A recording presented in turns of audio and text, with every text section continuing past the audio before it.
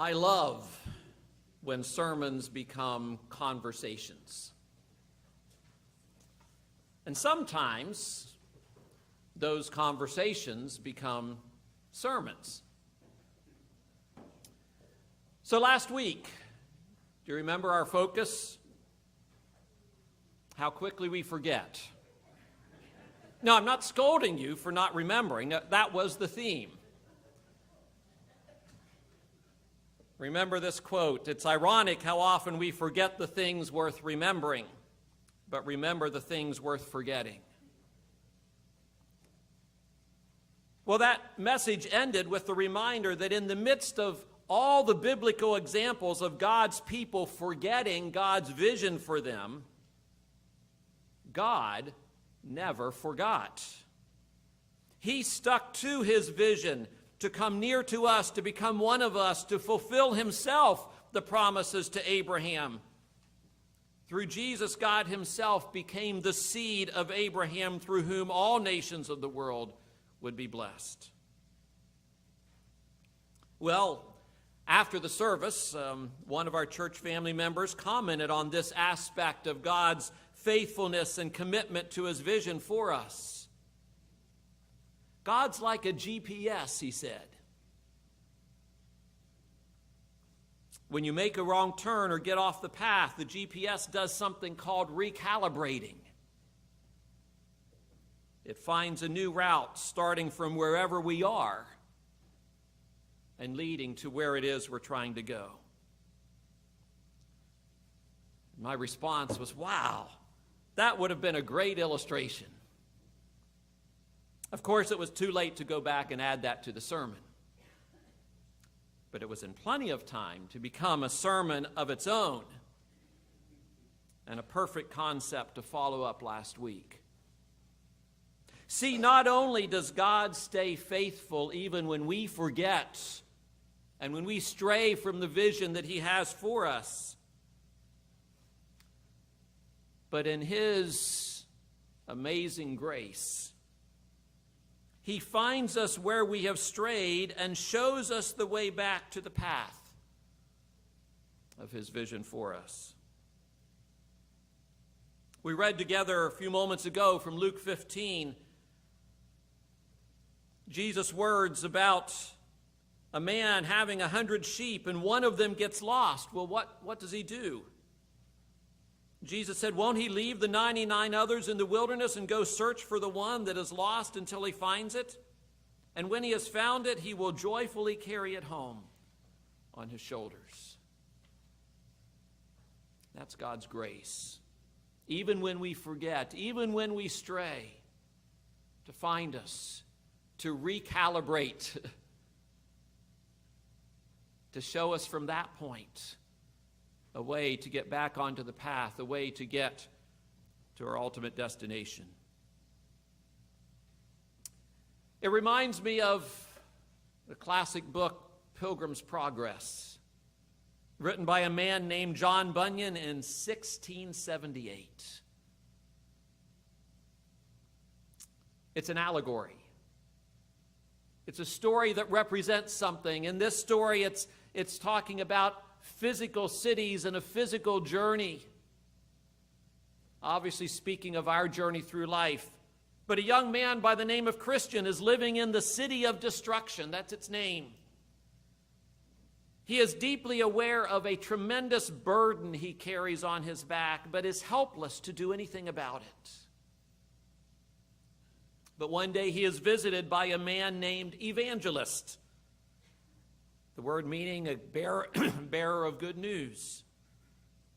Evangelist comes to visit him and tells him that it's possible to leave the city of destruction, that it is possible to become free of one's burden, it is possible eventually to go live with the king in the celestial city.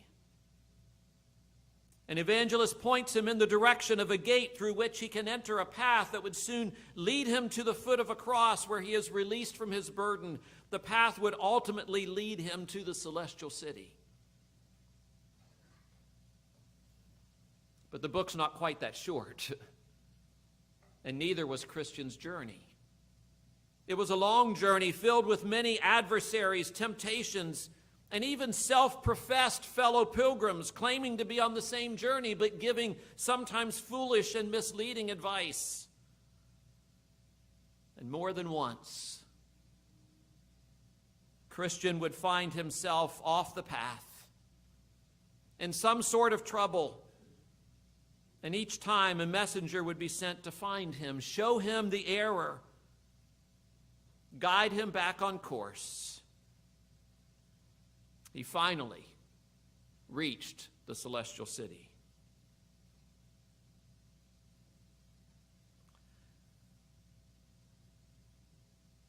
When we began this journey looking at the role of vision in our lives, the role of vision alongside of faith, we talked about how that vision is practically in every book of the Bible from Genesis to Revelation. God laying out something for us that we can imagine into the future, something that we can look at with eyes of faith and believe that that is God's vision, God's desire for us, and we can order our lives towards that vision. But the Bible is also filled with stories of God and His grace finding us when we stray from that vision and recalibrating and showing us the way back. I want to just remind you of a few very familiar stories like that. One, a man named David. You know, David was called by God a man after my own heart. Many promises were given to David and to his offspring, that the Messiah would come through his offspring, and David was a godly man, but David strayed sometimes. He got off the path. Boy, when he got off the path, he got way off the path. There was a time when David saw a woman, not his wife, a woman who belonged to another man, and he thought he had to have her, and somehow as a king, he deceived himself into feeling like he was entitled to have what he wanted, and her husband was off fighting the war. And she became pregnant with David's child. You see how sometimes we get off the path and we go further and further. And David, trying to cover this up, he tried some other things that didn't work, and he ended up making plans for her husband in battle to be killed by the enemy.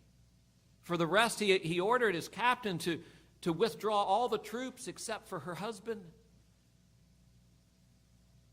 No one would ever know. But God knew. And he said, God was going to get David back for this terrible thing he did. Well, it was a terrible thing, and David suffered because of what he did. But you know what God's concern was? God's concern was not seeing to it that David suffered for what he did. God's concern was to find David where he was so far off the path and to show him a way back. And it wasn't easy. God's grace to get David back on course involved a prophet with a parable and a finger pointing ultimately at David. See, David had so justified, and his actions had gone so far in trying to hide everything that he just couldn't see straight. The prophet Nathan told David this parable, this story of a man who had only one lamb, and next door to him a rich man who had hundreds and thousands of sheep. And how that rich man took that poor man's lamb and cooked it for dinner to feed the guests who came to visit. And David was furious that this could ever happen anywhere in his kingdom, and he demanded that man should be punished to the fullest extent of the law. Until Nathan the prophet looked at David and said, David, you're the man. I'm talking about you. David's heart was ripped out. David saw himself clearly, and he fell on his face. And we could read about it in Psalm 51 and others. David's just anguish and sorrow over what he had done. And we can see how God brought him back to the path. That's God's grace. David went on to be used in mighty ways. Maybe in some ways even greater ways than before because of what he'd been through and his experience of God's grace in restoring him. Jonah, we know that story. Jonah lost sight of God's vision. He got off the path. God told him to go preach to Nineveh, to a wicked city, and Jonah said no. He very deliberately, he didn't just stumble off the path. God says go this way, and Jonah says, no, I'm going this way.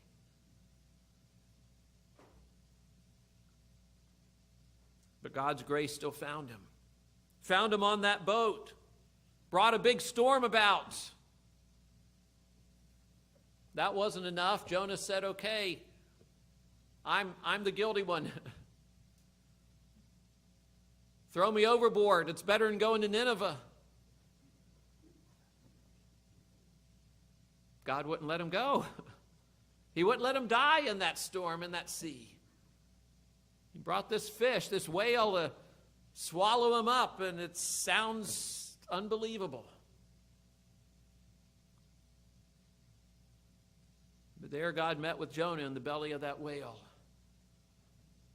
And that was part of Jonah's journey back toward God. It was a long, rocky journey. It didn't end when that nail spit him out onto the shores of Assyria there at Nineveh.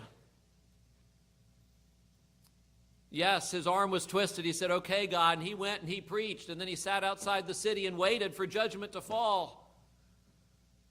But instead, the people repented, just like Jonah was afraid they would.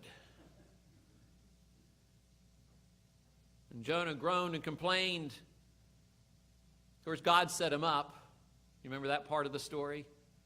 Jonah's sitting out there for 40 days to wait for time to expire on God's clock so that judgment could fall, and it was kind of hot out there. But it was worth it. If he got a front row seat to see judgment fall on Nineveh, it was worth that heat. And then suddenly what happened? A plant, a gourd plant, sprouted and grew. I mean, must have been supernaturally. It happened fast enough that suddenly there was shade for Jonah there. Jonah's feeling really good. Oh, now I can not only have a front row seat to the judgment that's going to fall, but I'm comfortable while I wait. And then God took it away. The vine withered and his shade was gone. And Jonah was fit to be tied. He wished he hadn't even been born. He's so miserable, and God used that to say, Jonah, something's wrong here. He says, you're more concerned about this plant, this gourd.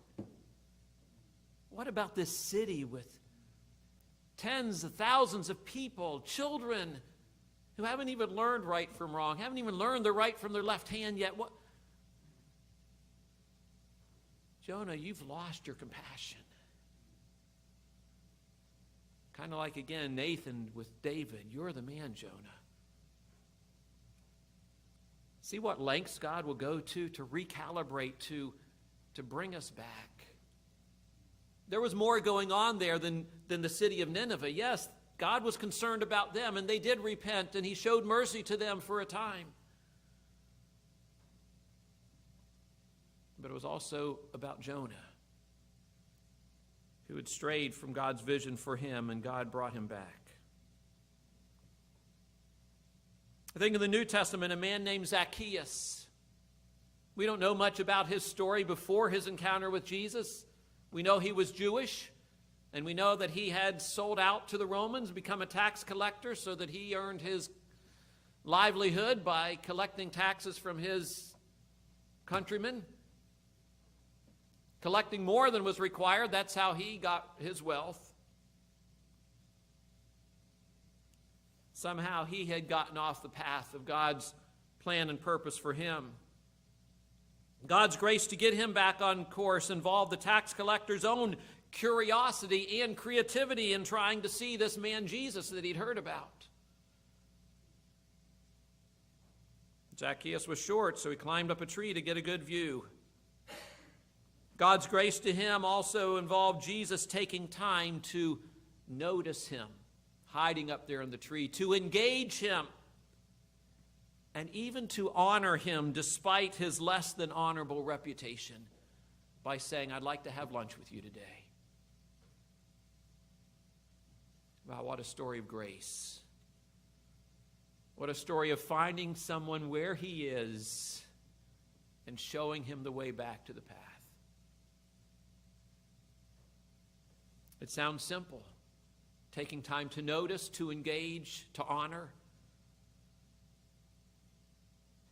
And in no time whatsoever, Zacchaeus was just completely transformed by that expression of grace.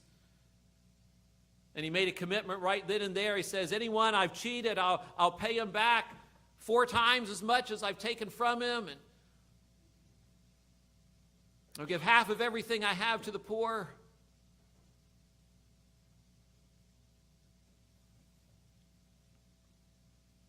Think of a woman caught in adultery. We know even less about her story before or after. God's grace to get her back on course involved a surprising suggestion when the Pharisees who brought her before him said, "Moses says she should be stoned. What do you say?" Of course, they didn't care about the woman. They're trying to trap Jesus, because if Jesus says, "Oh no, don't stone her," then he's going against the law of Moses, and they can have that against him. If he says, "Yes, you should stone her," then of course they'll get him in trouble with the Roman authorities, because he had no authority to condemn someone to death. His surprising statement will let the one without sin cast the first stone. Why, they didn't expect anything like that. I'm not sure the woman did either. They sure acted like they had no sin, and even as Jesus said that, she probably braced herself for the impact. Scripture says one by one, beginning with the oldest, down to the youngest, they dropped their stones and walked away.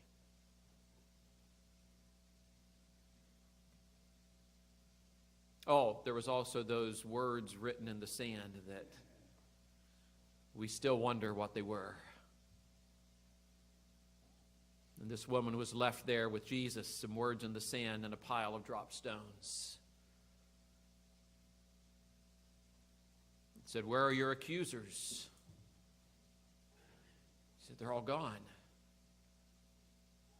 He said, "Well, neither do I accuse you. Go and sin no more." In his grace, he found her where she was and showed her the way back onto the path.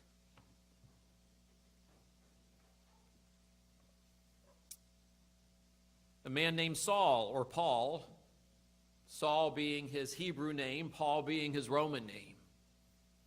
So we meet him as a Hebrew, as an Israelite.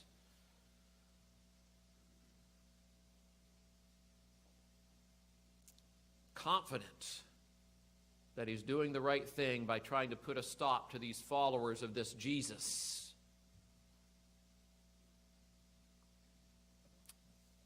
Talk about being off the path. He thought he was right, but he was going the wrong way. God's grace to get him back on course involved a blinding light, a voice from heaven, and an obedient servant named Ananias. You might say an obedient and courageous servant. When God first said, "I want you to go to this house and find a man named Saul," he said, "Wait a minute, God, don't you know?" Now, how silly is that? Talking to God, "God, don't you know who he is?" Of course. I'm bringing him back onto the path, and I'm going to use you. I'm going to use you to be my channel to restore his sight, as my channel to reveal God, my vision for him. I'm going to use him to reach the Gentiles, this hyper-vigilant Jew. I've prepared him, even his Roman heritage, not his heritage, his Roman citizenship. All of that's part of what I've prepared for him, and he's gotten off the path, but I'm bringing him back. And he's going to do amazing things for me.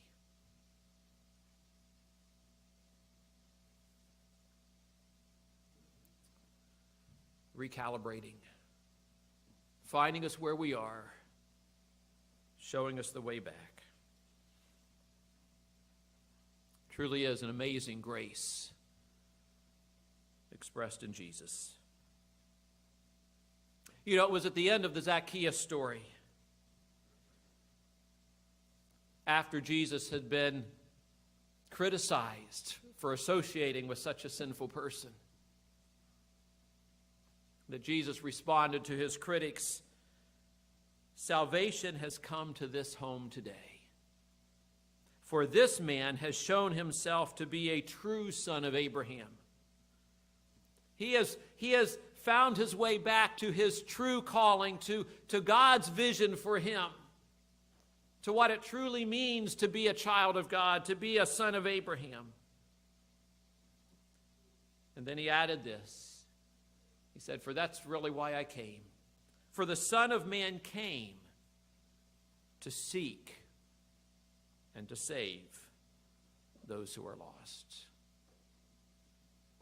The Son of Man came by his grace to find us where we are and to show us the way back to the path of God's vision for your life and for mine.